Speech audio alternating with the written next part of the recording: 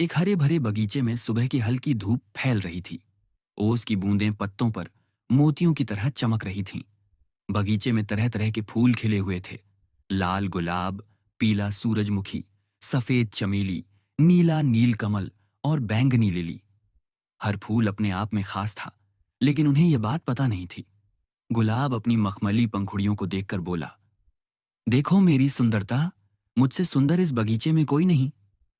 सूरजमुखी सूरज की ओर मुंह करके गर्व से बोला, मैं सबसे ऊंचा हूं और सबसे ज्यादा चमकता हूं। सब मुझे दूर से देख सकते हैं। चमेली ने हल्की हवा में खुशबू फैलाते हुए कहा, सुंदरता सिर्फ दिखने में नहीं होती, मेरी खुशबू दिलों को सुकून देती है। नीलकमल शांत स्वर में बोला, मैं पानी में खिलता हूं, फिर भी कितना सुंदर हूं। फूलों के बीच यह बहस चल ही रही थी कि तभी भुन-भुन करती हुई एक नन्ही सी मधुमक्खी वहां आई। उसके पंख धूप में चमक रहे थे और वह बहुत मेहनती लग रही थी। मधुमक्खी पहले गुलाब के पास गई, फिर सूरजमुखी, चमेली, नीलकमल और लिली, सबके पास गई। वह हर फूल से मीठा रस इकट्ठा कर रही थी। फूलों ने उत्सुक होकर पूछा, मधुमक्खी बहन, बताओ, तुम्हें कौन सा फूल सबसे अच्छा लगता है?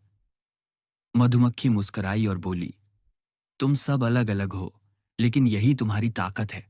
किसी का रंग मुझे आकर्षित करता है, किसी की खुशबू मुझे बुलाती है और किसी का रस मुझे ऊर्जा देता है। उसने आगे कहा, अगर तुम में से कोई एक भी ना होता तो मैं शहद नहीं बना पाती। शहद मेरी मेहनत से नहीं, तुम सबके सहयोग से बनता है। ये सुनकर फूलों को अपनी गलती समझ आ गई। उन्हें एहसास हुआ कि आपस में तुलना करना बेकार है। सब फूल एक दूसरे की ओर देखकर मुस्कुराए।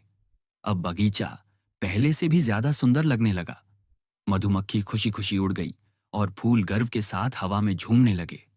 सीख, हर किसी की अपनी अलग पहचान होती है और मिलजुल कर काम करने से जीवन और भी मधुर बन जाता है।